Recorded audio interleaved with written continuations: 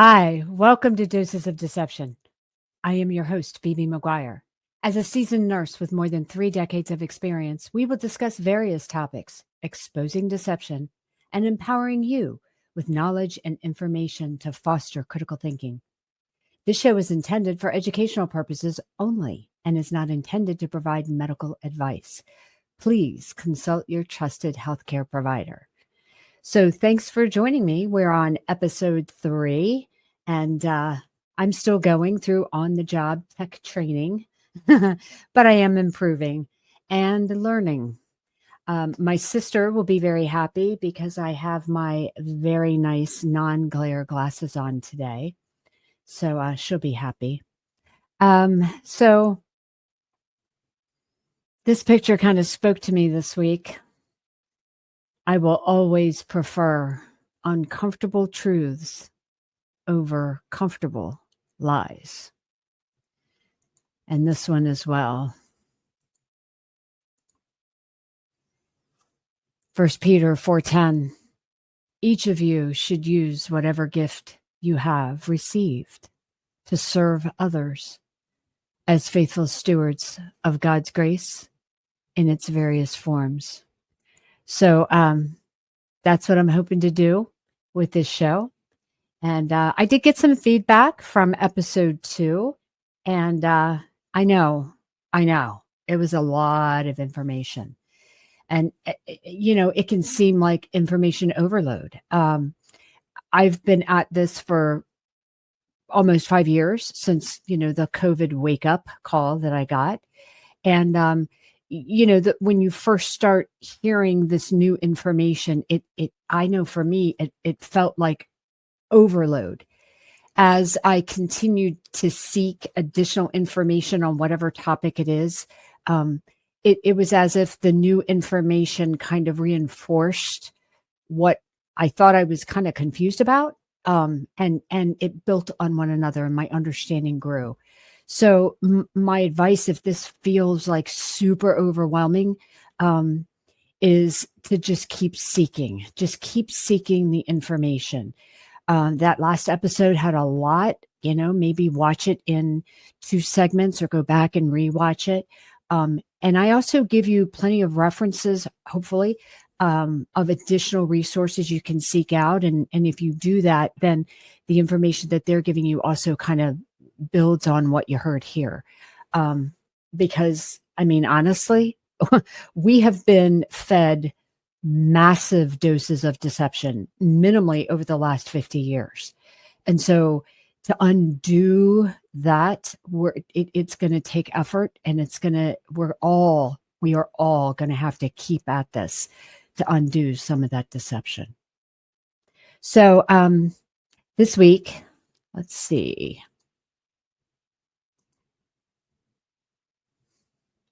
Callie Means brought the heat. I think this is the one. No, that's not it. This one. Sorry. See, I'm still learning. Callie Means brought the heat to Politico. Quote, "One thing Bobby Kennedy is not going to do is entertain comments from food lobbyists using food prices as an excuse to continue poisoning children." Let's take a look. Look, becoming healthier can be expensive. Right now in America, getting food that is better for you costs more, and it is such a barrier for lower income Americans that also have the worst health outcomes. So how are you planning to bring down the cost of being healthier in America? Yeah, one thing Bobby Kennedy is not going to do is entertain comments from food industry lobbyists using food prices as an excuse to continue poisoning children. Like, that's not going to work. And I know a lot of you guys are doing that, and I think if you really back up, that's an evil argument. That's the only argument the food industry is making right now. They're trying to hold a gun on food prices to literally not even dispute the premise that Americans are being poisoned. We have 10,000 chemicals in our food that are not allowed in any other country. Fundamentally, American food companies make their food with different ingredients than other countries. I mean, the food dyes has obviously been a flashpoint American companies are making their products here with crude oil-derived food dyes and making the exact same product shipped into Canada with beet juice and carrot juice. So I think when this starts, Bobby's going to, and Secretary Kennedy's going to first talk about transparency, and that's what he's done. He's talked about GRAS standards. Fundamentally, what he's asking for is we need to understand what's in our food. The FDA currently does not have a list of what's in our food. They do not have a list. It's self-policing. So he's going to work with the NIH, work with the FDA to have a list of what is in our food and have post-market review of those chemicals. There's a lot of lobbying to actually prevent even transparency about what's in their food. There's voracious lobbying from industry about preventing, that's going to embarrass us. That's going to make us look bad. We, at the baseline, what Bobby Kennedy's saying on food is we need to know what's in it. We have to have accurate science on the chemicals in our food. So if you're not familiar with that, we did talk a lot about that on episode 2. So I would recommend if you have not watched it, please go back and watch episode 2. We go over those GRAS standards, the generally recognized as safe in the FDA. And we dive deep into that. So I would absolutely recommend that you go back and watch episode 2 or rewatch it. I love that they are demanding the transparency and the fact that they might be embarrassed. We deserve to know what's in our food, period. Ugh. Okay, so this week,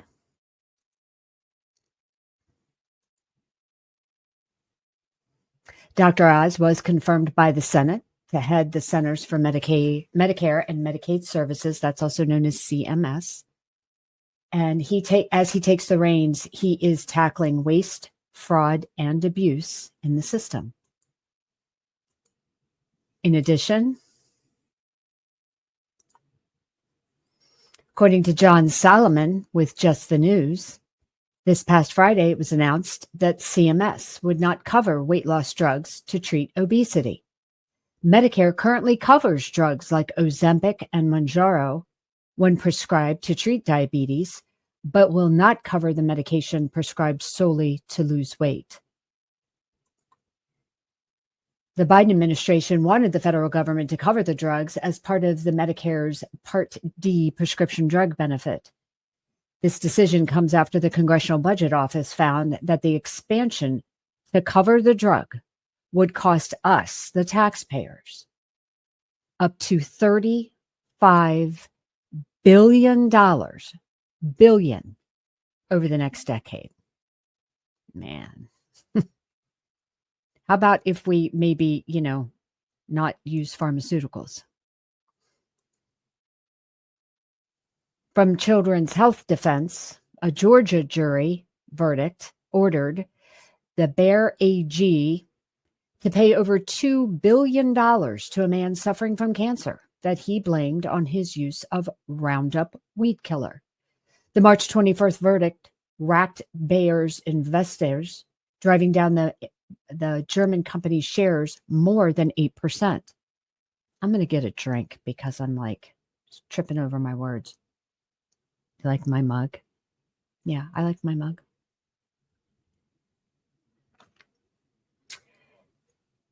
So the jury found that Bayer, which bought Roundup maker Monsanto in 2018, failed to properly warn users of scientific evidence that exposure to Roundup could cause cancer, awarding plaintiff John Barnes $2 billion in punitive damages and $65 million in compensatory damages. Barnes developed non-Hodgkin's lymphoma after using Roundup. You ever used Roundup? To spray weeds around his home in Dalton, Georgia from 1999 to 2019, purchasing from Home Depot stores. He was diagnosed in 2020, endured multiple rounds of treatment, and is currently in remission. Monsanto knew for years that Roundup, its active ingredient glyphosate, could cause cancer, but failed to reflect that knowledge on labels or take other steps to protect consumers. Didn't we mention glyphosate on previous episodes? and that GMO crops require more glyphosate? That's why I try my very best to buy organic as much as I can, and I look for those non-GMO labels on food to try to minimize the amount of glyphosate we are ingesting. So on April 2nd, Bobby Kennedy acknowledged World Autism Awareness Day. HHS is committed to finding out what is causing the autism epidemic and what we can do about it. Let's hear from Bobby. I'm Robert F. Kennedy Jr. I'm Secretary of Health and Human Services. And today is Autism Awareness Day. It's the beginning of Autism Awareness Month. I'm very happy to be here. This is the day that we recognize children like my son. I have a almost 16-year-old nonverbal boy with autism. This is my beautiful daughter, Sophie, who's 18 years old. And Sophie is nonverbal with profound autism, and she's a wonderful, wonderful young woman. We're seeing a growth in these numbers every year. President Trump has directed me to find out what is causing the autism epidemic. When I saw that the MAHA committee was really committed to looking at autism and the reasons why our children are autistic, I wanted to be part of this. It means a lot that we have a secretary, a president, and an administration that really cares about the increasing autism rates and what we should do about it. This agency is going to do everything in its power to ease the challenge that so many of these families face. We're going to rise to meet that challenge. Produced by the U.S. Department of Health and Human Services. Dr. Jay Bhattacharya? Not. Once again, I'm learning.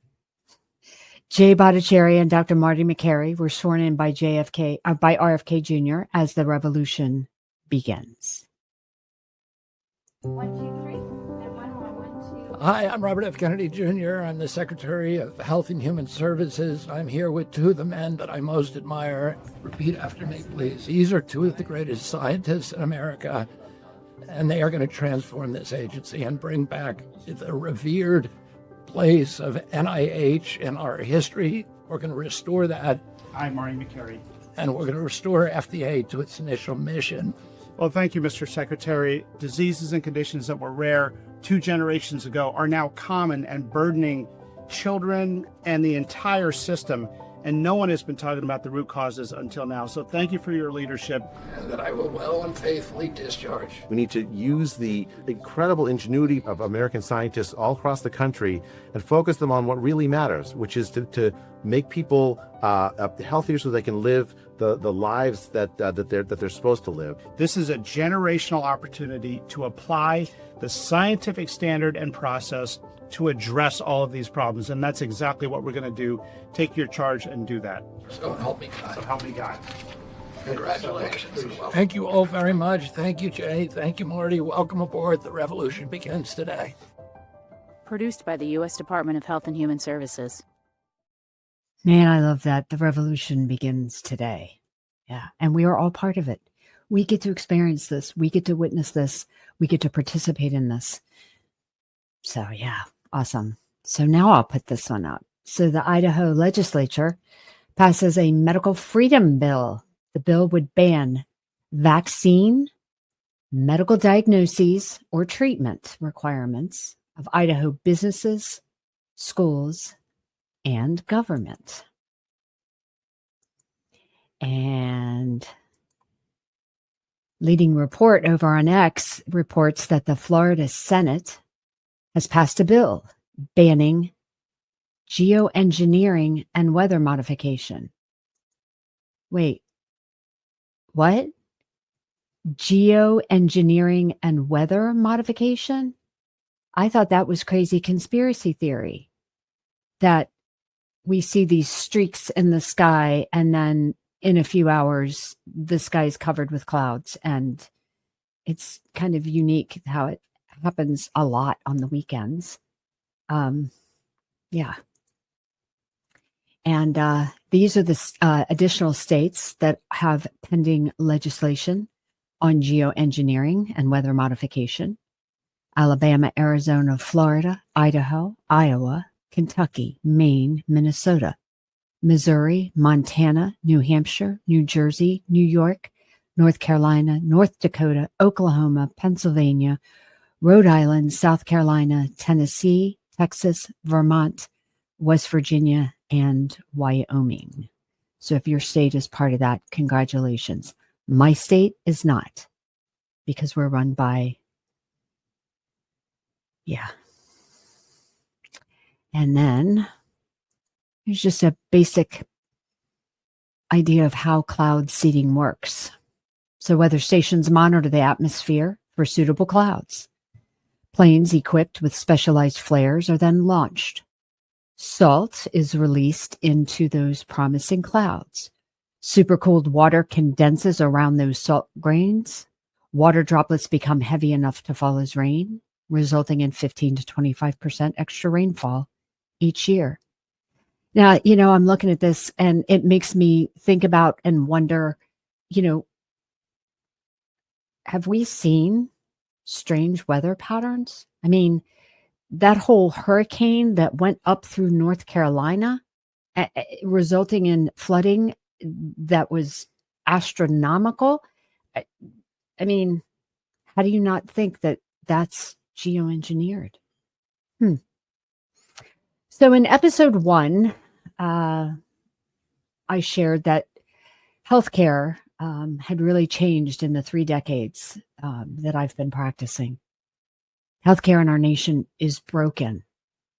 Here's a starting point for you all to consider. 77% of physicians in our country are employed by a hospital. According to the American Hospital Association, there were 6,093 hospitals in the U.S. as of 2023. Approximately 36% of those enrolled in Medicare are classified as for-profit and corporately owned. 22% of physicians are employed by private equity firms and insurance companies, and private equity alone owns over 450 hospitals. Corporate ownership extends beyond just the for-profit designations and includes significant influence from investment groups. Only 1% of physicians are able to independently make medical decisions for their patients. I'm going to say that again. Only 1% of physicians are able to independently make medical decisions for their patients. So it might be a good idea for us to find out who owns our physician and what corporate board they're answering to. So now we're going to discuss seed oils. And that term may be a little confusing because they really are industrial oils. They're also known as vegetable oils here in the U.S. because they thought that that sounded healthier for marketing to call them vegetable oils, but they are not made from vegetables. So what doses of deception have we been fed? That saturated fat and cholesterol cause heart disease. That polyunsaturated fats are healthy. So let's expose this deception and counter it with some information. So what we're going to do now is go into kind of a lengthy video. It is well worth the entire watch, so I'm going to play it in full. We're going to be hearing from Dr. Paul Saladino on the Sean Ryan Show. Dr. Paul Saladino is a great follow over on X. If you are on X, I highly recommend that you follow him because he will put out a tremendous amount of information that will just continue to build on some of the topics that we've been discussing. So let's take a look. 1900, there were no seed oils. Most doctors had never even seen a heart attack. How do you get oil out of a sunflower seed? They're not very oily. You have to extract it with hexane, which is contaminated with benzene. If they didn't do this industrial process, it wouldn't even be palatable for humans. We've been misled. The average American eats the equivalent of 5 tablespoons of seed oils per day. Being sold to you as safe and healthy by Harvard and Mayo because it lowers your cholesterol based on a faulty paradigm is a major, major driver of illness in humans today. Seed oils. Yeah, this is a good Seed one. oils is something I've been wanting to dive in with somebody for a while Let's now. do it. So what is it with seed oils? So in 1900, there were no seed oils, essentially. Maybe the first seed oil was like 1860, but there were no seed oils in the American food chain until 1911 when Procter & Gamble made Crisco, which was partially hydrogenated cottonseed oil. But so in 1900, there were no seed oils. And this is just an association, but I think it's an important thing to note for the whole conversation, because inevitably when we talk about seed oils, we will talk about saturated fat. So rates of heart disease, stroke, cancer, diabetes, obesity, every chronic illness were a fraction of what they are today in 1900. And we were eating 99% of our fat as beef tallow, butter, ghee, and lard. There were no seed oils. And olive oil wasn't a big portion of our diet in 1900. There was no such thing as avocado oil. So most of our fat was animal fat in 1900. And the association there is striking to say, okay, we've had periods in recorded history not too long ago when we had almost all of our cooking fat was animal fat. And heart disease wasn't through the roof. So any hypothesis, any assertion that saturated fat causes heart disease needs to be questioned on historical basis from the get-go. Seed oils came in 1911. Procter & Gamble made Crisco. They had slow adoption into our food supply, I would say, over the next 40 years. In 1940s, with World War II, canola oil was produced for the first time, and it was used on ships because the seed oils stay slippery when they're wet. They're used as engine lubricants. Previously, they've been engine lubricants or lamp oils. So 1940s, canola oil gets produced. Canola is an acronym that stands for Canadian Oil Low Acid. There's no such thing as a canola plant. It's a rapeseed plant. So that's just a canola oil sidebar, and I'll come back to canola oil. And then since 1940s, we've had the introduction of various oils into our food supply. Soybean oil, corn oil, canola, safflower, sunflower, peanut. These are all seed oils. Anything that comes from a seed is a seed oil. In terms of the actual an oil that comes from a seed. It's important to understand that olive and avocado are fruit oils. And I'll talk about those later, but those are not seeds. We don't make avocado oil from an avocado seed. We make it from the actual avocado pulp, from the fruit. And olives are made from the fruit of the olive, not the seed of the olive. So there's a big difference. When you make an olive or an avocado oil, you just press the fruit, right? If you've seen an olive press, they either do it by centrifuge where they spin it and the oil goes out, or they have a big press and they kind of press the oil out and the oil comes out. How do you get oil out of a cottonseed or a soybean? They're not very oily. How do you get oil out of a sunflower seed or a kernel of corn? You have to go through this complex industrial process to refine the oil out of those things. So this is an interesting thing to consider. Today, in 2025, the average American eats the equivalent of around 5 tablespoons of seed oils per day. 1900, we had 0. To get 5 tablespoons of seed oil from corn, you'd have to eat 70 ears of corn. So you have to use massive amounts, 2.5+ pounds of soybeans to make 5 tablespoons of soybean oil. Similar figure with sunflower seeds, right? So these are historically inappropriate amounts of consumption of these substances. We never would have been exposed to this historically. Hunter-gatherers, they eat seeds and nuts sometimes, but mostly when they're starving. I didn't see the Hadza eat a single seed or nut when I was there.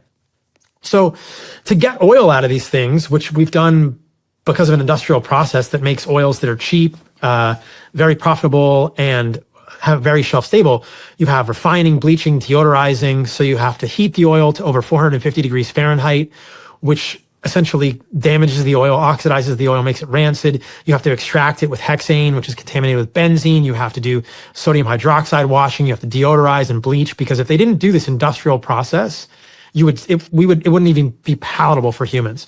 So what you end up with on the back end is this historically inappropriate concoction of something that is now marketed to humans as a healthy oil.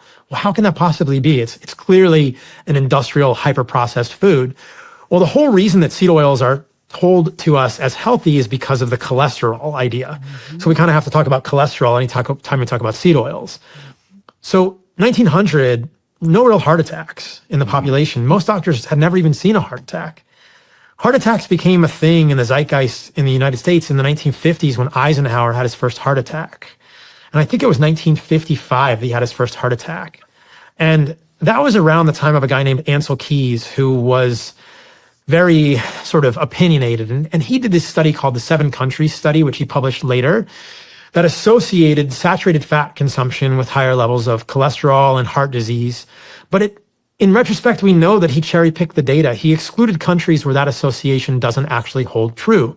He included countries where it did hold true, but then he excluded places like France, Germany, and Switzerland where they eat a lot of saturated fat, but they don't have higher rates of heart disease. But nevertheless, this faulty study based on cherry-picking, because of Ansel Keys' sort of persuasiveness and this obsession with heart disease in the 1950s, because Eisenhower had multiple heart attacks, and Eisenhower's cardiologist, Paul Dudley White, was influenced by Ansel Keys, we suddenly began to believe as an American people that saturated fat, which raises cholesterol in many individuals, and we can talk about that, is a cause of heart disease. And then we'll table the discussion about cholesterol as a cause of heart disease for the moment, but we'll get back to that. So for years and years now, USDA policy around dietary guidelines has been based on the paradigm that saturated fat causes heart disease. And so if saturated fat causes heart disease, it must be bad. We must eat less butter. We should be eating margarine instead of butter, right? Tallow has gone out of our population. Most people don't even know what tallow is. You never see lard. What's healthier is Mazola corn oil. And there are ads from the 1960s and 70s for Mazola corn oil saying like, Susie polyunsaturated her family tonight. They're so funny to see. Like the companies were proud of the fact that they were using these polyunsaturated oils, because for so long we have been told that polyunsaturated fats are heart healthy and saturated fats are heart unhealthy. And we've got it all reversed. It's all backwards. It's all backwards. So the reason it's backwards is because polyunsaturated fats are fragile and they become incorporated into all of the membranes of our cells. And there are multiple studies showing that when we have more polyunsaturated fats in our diet, specifically seed oils, this LDL, which is often termed bad cholesterol, is more likely to oxidize, more likely to become damaged in our bloodstream. And that leads to heart disease in so many steps. Again, we also have to talk about the cholesterol piece and the heart disease piece with all this. So it's a little involved and it's tricky, but the idea is that polyunsaturated fats lower cholesterol a little bit, saturated fats raise cholesterol a little bit. So we've been told the polyunsaturated fats are healthy, and yet humans are eating less saturated fat, more polyunsaturated fats, and rates of heart disease are still skyrocketing, right? So it didn't do anything. It didn't fix the epidemic of heart disease. Clearly, we've missed the boat here, and I would say we went in the completely wrong direction, especially since the 1980s. The consumption of soybean oil is the major seed oil consumed by humans has gone through the roof. And I mentioned this earlier in the podcast. You can look at human fatty tissue, adipose tissue, and you can see that over the last 60 to 80 years, we are really polyunsaturating ourselves. When we eat polyunsaturated fat, we hold on to it. Our bodies don't make polyunsaturated fat. Do you remember earlier when I talked about pigs and chickens as monogastric animals? These animals don't make polyunsaturated fats either. Ruminants can make polyunsaturated fats. So they don't hold on to polyunsaturated fats. They can get rid of them and they can make them. We cannot make polyunsaturated fats. So we need a little bit. And historically, as humans, we had a small amount of polyunsaturated fat in our diet, both as omega-3 and as omega-6. And omega-6 is the linoleic acid. Omega-3 is the kind of stuff you get from fish, generally speaking. Omega-6 and omega-3 have different pathways in the human body in terms of the downstream metabolites. We'll talk about that also. But historically, we never had much omega-6. 1% of our calories. Today, 10 to 15% of our calories is omega-6. Some people have 20% of their calories as omega-6 fatty acids.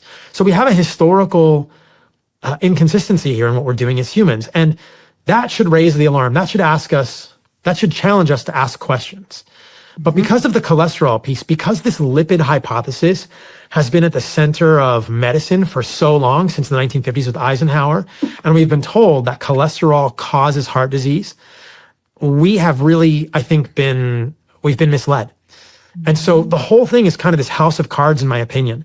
When you understand that cholesterol doesn't cause heart disease, and this pisses people like Peter Attia off, and I would love to debate him on this, because he really believes cholesterol does cause heart disease. All respect to Peter Attia, the whole house of cards falls. No matter where you're watching Sean Ryan Show from, if you get anything out of this. So that was pretty amazing, right? And it was a lot of information. So we'll try to break it down a little bit and try to understand some of that a little more. So let's first look at some history. In the early 1900s, Cincinnati soap makers Procter & Gamble made soap from rendered pork fat. Cottonseed oil at the time was being used for lighting lamps. And then petroleum displaced the cottonseed oil. So Procter & Gamble innovated and realized that they could use this cottonseed oil that was essentially just industrial sludge, and they could use it to make soap. And it was cheaper than the rendered lard. So that's how they started first with cottonseed oil, making soap. Then they became even more innovative. If they hydrogenated the oil,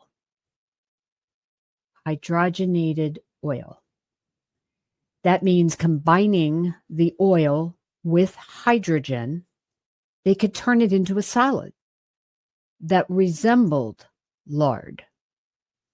In 1911, after patents were filed, Crisco was introduced.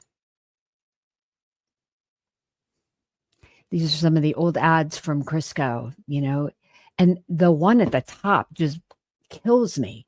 Crisco, 9 out of 10 doctors say it's digestible. It's digestible? Are you kidding me? That's how they marketed it, that it's digestible? And then telling you that it's easier to bake your cake with, it's better for your pie crust. Here's another one. Here's additional ones. It's flaky, it's tender, it's made with Crisco. And then making your fish sticks with Crisco, fried in Crisco. They're crisp, they're light, they're fried in Crisco.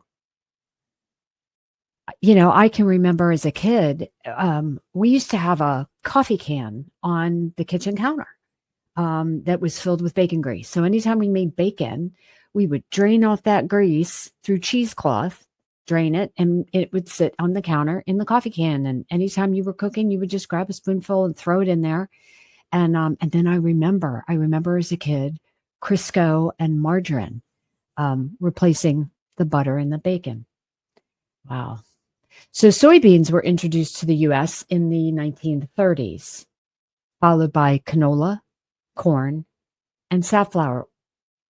In the 1940s, a small group of cardiologists formed the American Heart Association.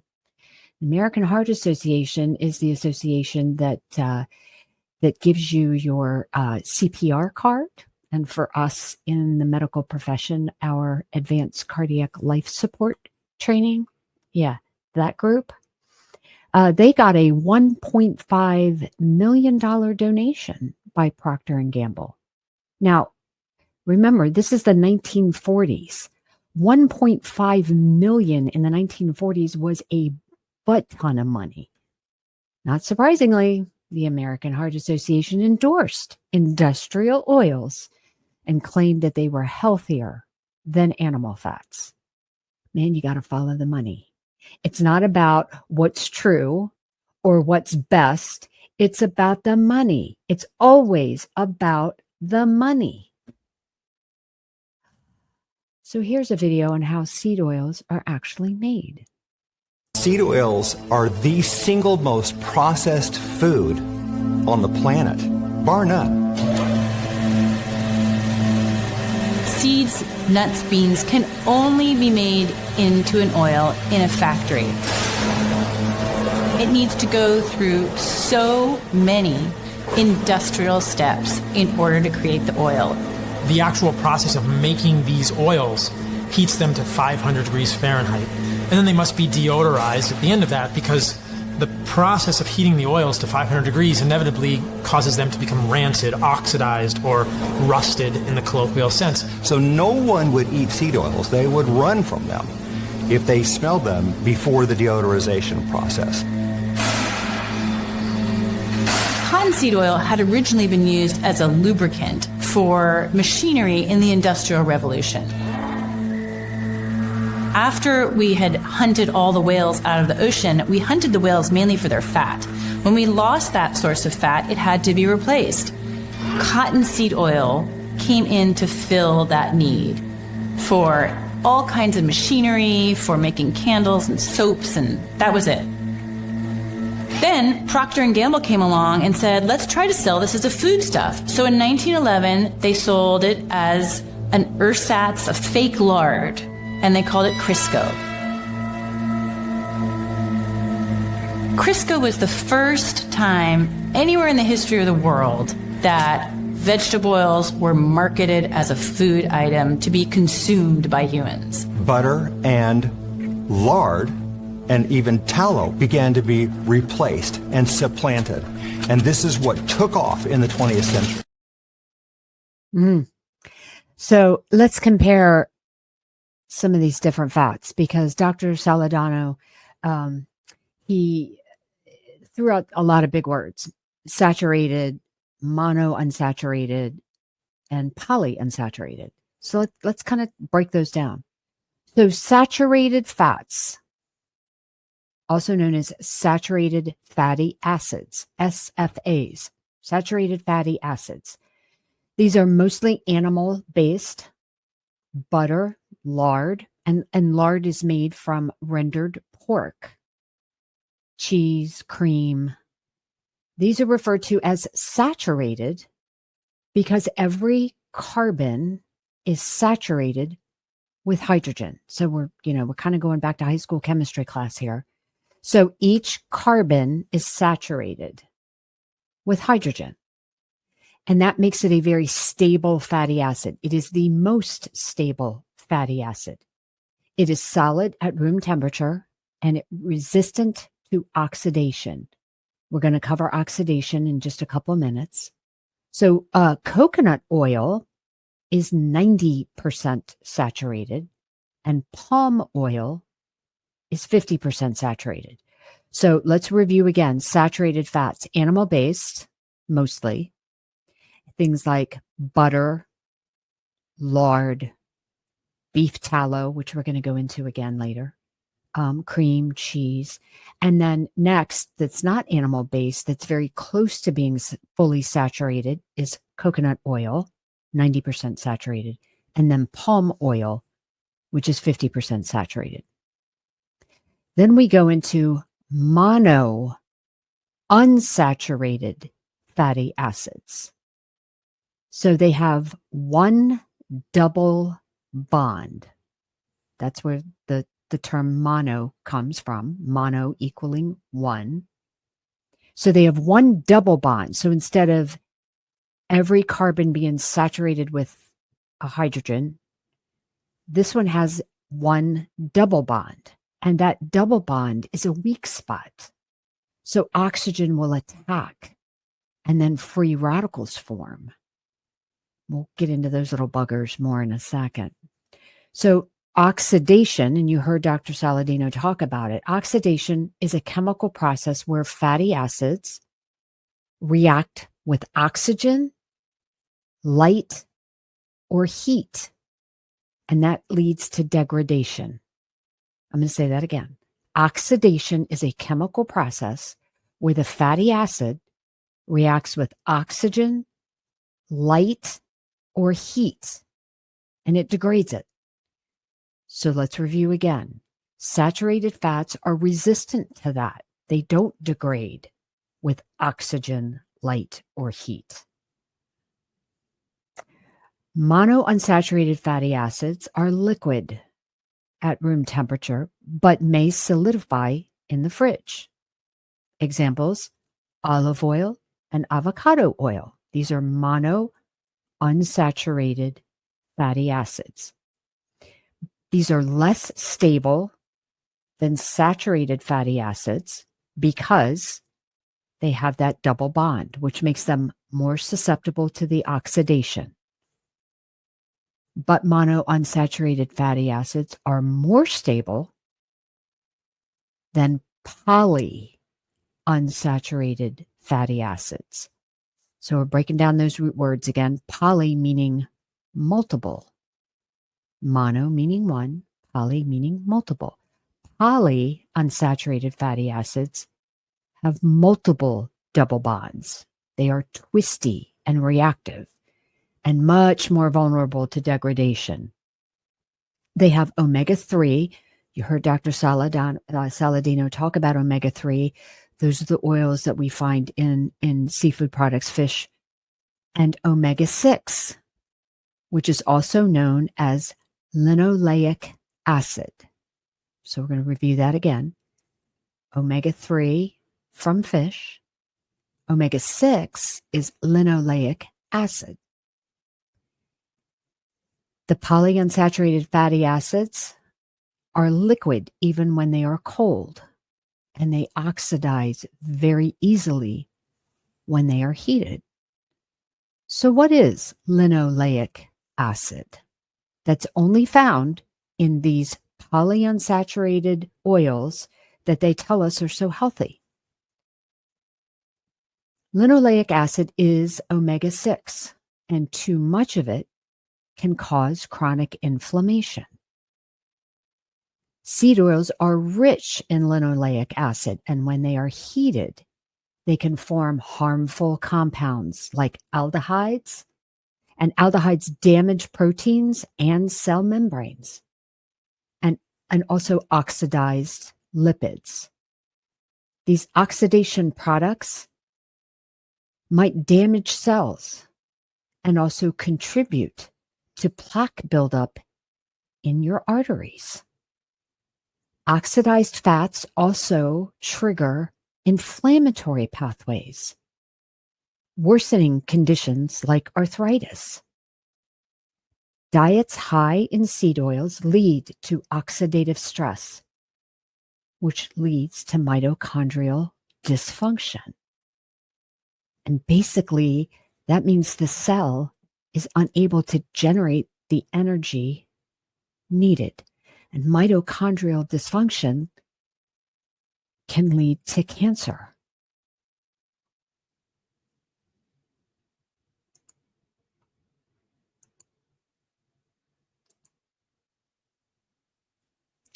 Six reasons industrial seed oils are terrible for your health.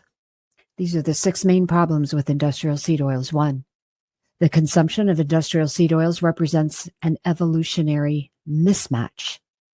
Eating industrial seed oils raises our omega-6 to omega-3 fatty acid ratios, with significant consequences for our health. Industrial seed oils are unstable and oxidize easily. They contain harmful additives. They're derived from genetically modified crops. And remember, reviewing from previous episodes, genetically modified crops require a lot more glyphosate.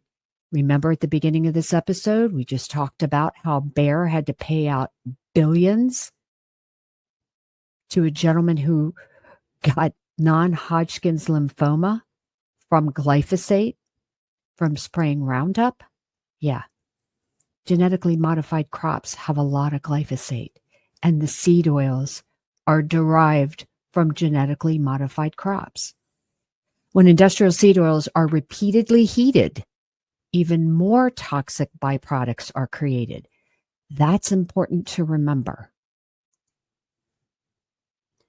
So let's take a look at what happens with heating seed oils. Did you know that when you go to a restaurant and you order French fries, onion rings, fried chicken, or the chips that you use with salsa, did you realize that the oil that they fry it in is reused up to 100 times? It's heated 100 different times. Do you know how much oxidation that creates? Do you know how many free radicals that's going to create in your body? Do you know how much inflammation it's going to create and problems with your brain and your nervous system and your heart? These seed oils like canola, corn, soy, and cottonseed are very inflammatory. especially if you keep reheating them over and over and over again. The half-life for the seed oils are like 2.5 years. These inflammatory oils literally get stuck in your cells for 2.5 years. The real issue with fried foods is not about this fat that's going to clog your artery. That's not the issue. The real issue has to do with the type of fat that you're frying your food in. Most of the fried foods out there are harmful because you're frying them in the wrong oil. These are very inflammatory. They're very, very high in omega-6. And omega-6 is the one that creates arthritis and heart disease and will put weight on you. These type of vegetable oils are considered healthy, but they're not. They're very unstable, and they break down very easily with heat. So instead of seed oils, fry things in coconut oil, butter, or tallow, which is beef fat.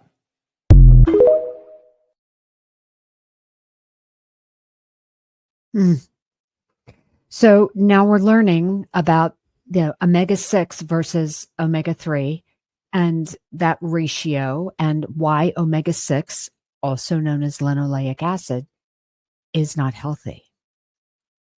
So let's learn a little more.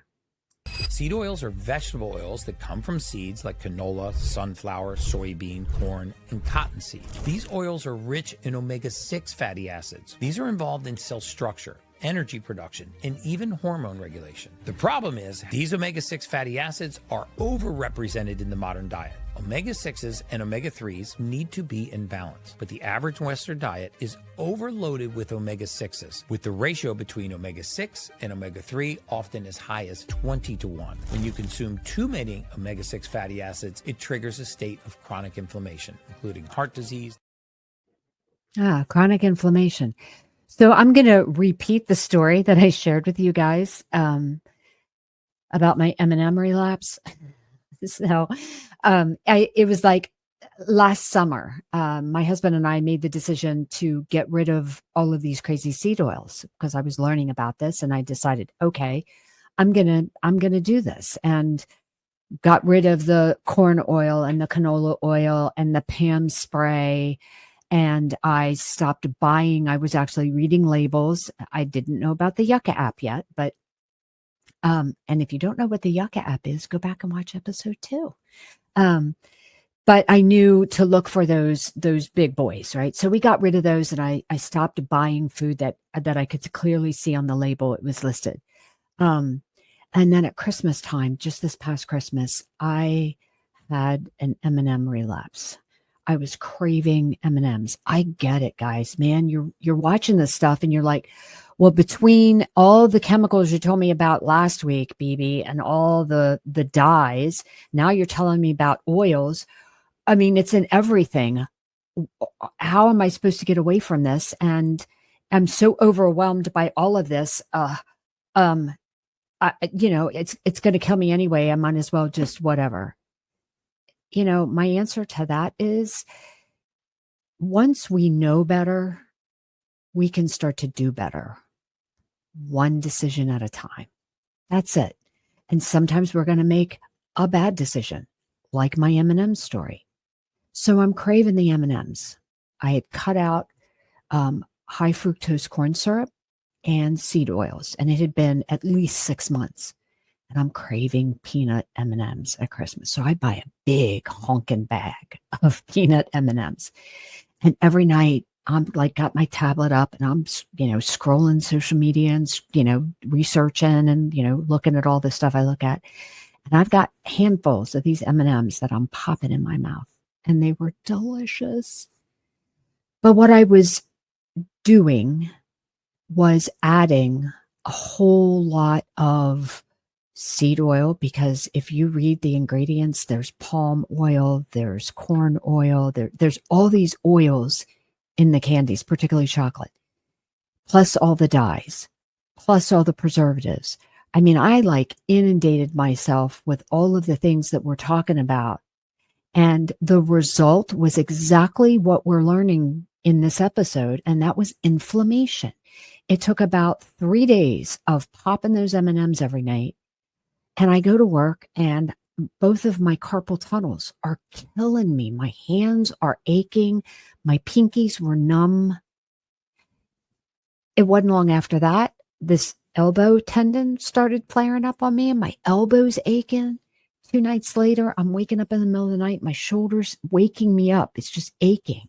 And I'm thinking, what is going on? Why all of a sudden are all my joints inflamed and painful? And then I remembered it was the M&Ms. So I threw the M&Ms out, and it took about 2 to 3 days for me to start feeling better. But like we just learned today, the M&M relapse that I had, it's going to take my body 2.5 years to clear those oils. We hold on to those polyunsaturated fats. They're causing damage. So our decisions have consequences. And if we want to be free from all of this inflammatory pain and dis-ease, we have to start making better choices. I'm trying. I'm trying to help you too. So let's learn about randomized control trials, because it becomes important as we learn new information. So a randomized controlled trial is a scientific experiment designed to test by comparing to a control group. So participants are randomly assigned to either the group that receives the drug, the substance, or the treatment, and the control group. That one does not receive and gets a placebo. Blinding refers to the participants, the researchers, or both. So if you've ever heard of a double-blind randomized control trial, what they're telling you is that neither the participants nor the researchers know if they are in the group that's receiving the treatment or the medicine or the substance, or they're in the control group. Both the researchers and the participants are blind. So let's watch a video. Where does this idea come about that seed oils and omega-6 are harmful? This is Walter Willett. He's an MD from Harvard, and I'll answer his question. I think it starts to come from the multiple randomized controlled trials in humans that show that seed oils increase death and increase cardiovascular events like heart attacks. Trials like the Sydney Diet Heart Study, which show that replacing saturated fats in the human diet with seed oils leads to increased rates of death and increased rates of cardiovascular disease in participants. Trials like the Minnesota Coronary Experiment, which show that replacing saturated fats with seed oils in the human diet leads to increased death in people over the age of 65 despite lowering of LDL. Trials like the Rose Corn Oil Experiment, which show that replacing saturated fats with corn oil leads to increased rates of cardiovascular disease. And though there are randomized controlled trials in humans that show that seed oils have a negligible effect in human health, these trials almost all have major issues with the way they were conducted that leads to pretty fatal flaws in the study design, and I think that they're not very valid indicators of whether seed oils are healthy for humans. Let's go on and see what Walter Willett has to say next. There are now dozens of studies that show that omega-6 fatty acids are not pro-inflammatory. A number of the studies are actually anti-inflammatory. There is very clear evidence that seed oils are pro-inflammatory in humans. If you look at markers like HEATs and HODs, which are called oxlams, those are very clearly increased when you eat more seed oils and decreased when you eat less of these. There are also multiple controlled trials in humans showing that seed oils increase oxidized LDL, LP-little-a, and LP-PLA2, that's lipoprotein phospholipase A2, that also have been shown to decrease testosterone in males in the setting of a low-fat diet. And when the levels of linoleic acid are looked at in the colostrum of mothers who have recently given birth, the more linoleic acid, the more of this omega-6 fatty acid found in the colostrum of mothers, the worse the outcomes of their children at 2 and 3 years in terms of motor and cognitive outcomes. There's a lot of evidence that seed oils are harmful that he just seems to be ignoring here. The interesting thing about the end part of that video where they talk about that the linoleic acid in the colostrum of mothers can cause delays at the 2 and 3 year mark. It's interesting because if you go and you look at the American Academy of Pediatrics, they've actually adjusted their markers for like what age a child should be crawling or walking or verbalizing. So interesting. So All right, BB. Seed oils are bad, but I don't have any idea. I mean, they're everywhere. What should we use instead? So let's talk about it, because it can be overwhelming when you start to look at all of this. You're like, oh my, it's everywhere. I can't get away from it. I'm just being poisoned left and right. What can I do? You can make different decisions. That's within your power to make a different choice. So, butter, go back to where we came from. Butter, preferably organic, raw butter. And be careful of the butter spreads. Butter is amazing, but you got to be careful. I mean, I'm at a grocery store. Look at this. It says it's spreadable butter, and then they add canola oil to the butter to make it spreadable. I have a fear that a lot of restaurants use things like this for their butter. I've been to other cafeterias, hospitals, that tell me they're going to cook something in butter, and then it's butter with a vegetable oil, with a seed oil. Or they tell me they're going to cook something in olive oil, and the olive oil is olive oil plus a seed oil. So this type of thing is everywhere. It's this insidious sneakiness of seed oils. They're creeping in everywhere, trying to mess up your life. The other option that we have is ghee. So I'm going to show you.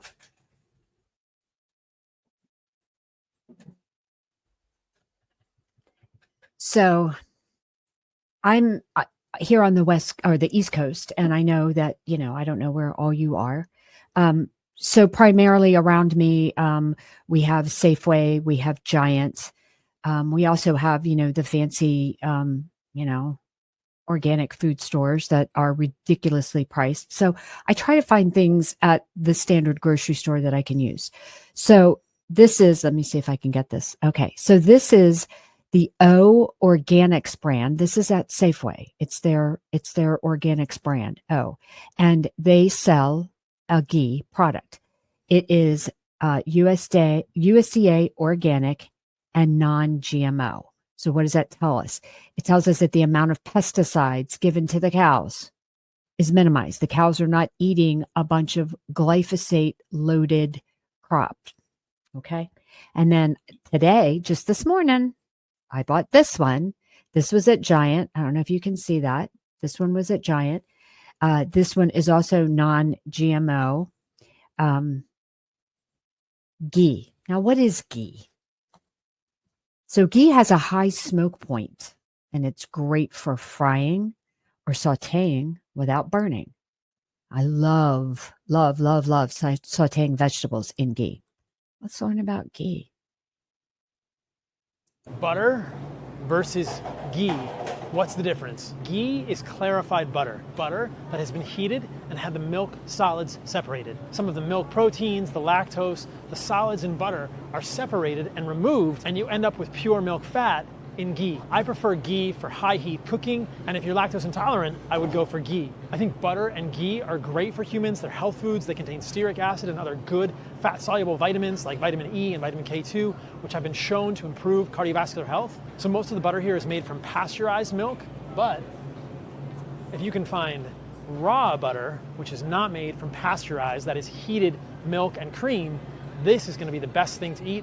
I put this on my burgers or lean steaks if I want more fat, but raw butter is truly my favorite thing. If you can't find raw butter, I think ghee is probably the next best thing. So there's an option. And then we're going to move on to beef tallow. And like Dr. Saladino was saying, a lot of us don't even know what beef tallow is. I was kind of bringing this up this past week with coworkers, and they were like, what? Huh? What's tallow? So I'll give you some options.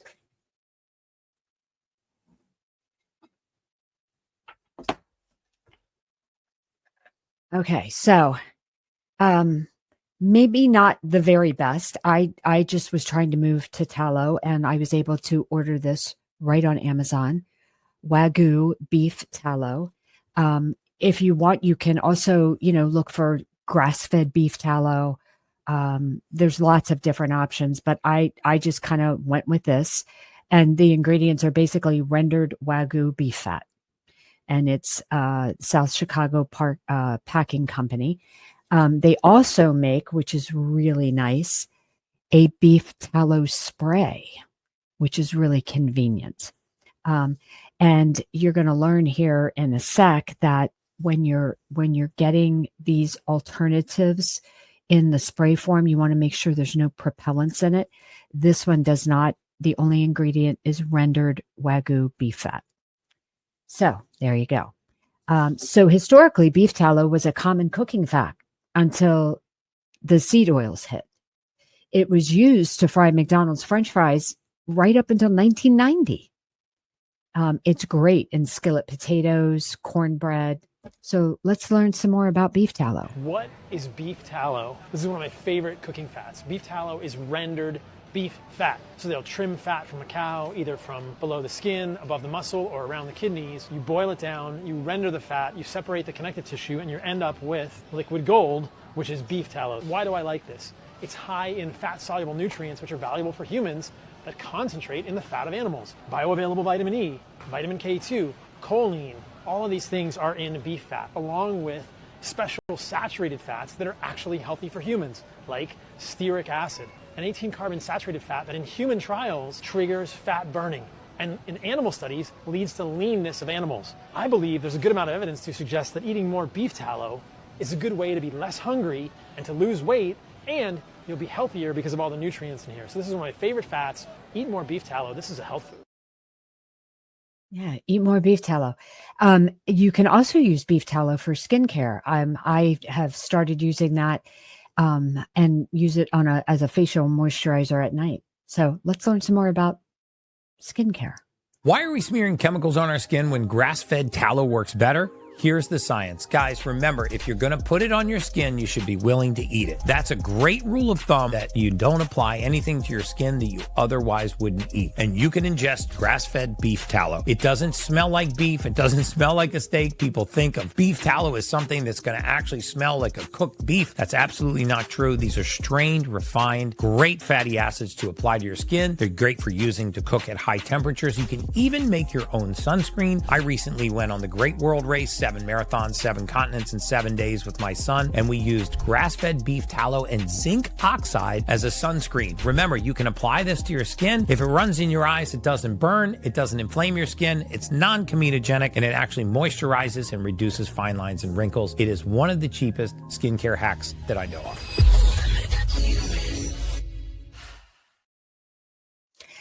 So the other options that we have available to us are those monounsaturated fatty acids. Remember, we talked about saturated fat, which we've covered. That's the tallow and the butter and the ghee.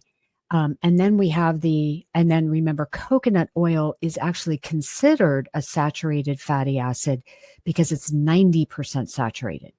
Then we move into the less stable but better than seed oils, and that is things like olive oil.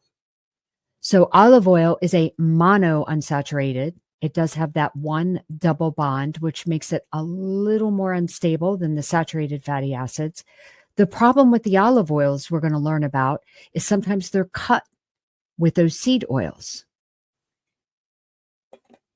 Another monounsaturated oil, that's another option, is avocado oil. Now, some will say, hey, I'm not a big fan of the olive and the avocado. What's different about these that we've learned is that these are not made from the seeds. Avocado and olive are made from pressing the pulp or the fruit. Interestingly, I am starting to see this. So this is today at the store at Giant.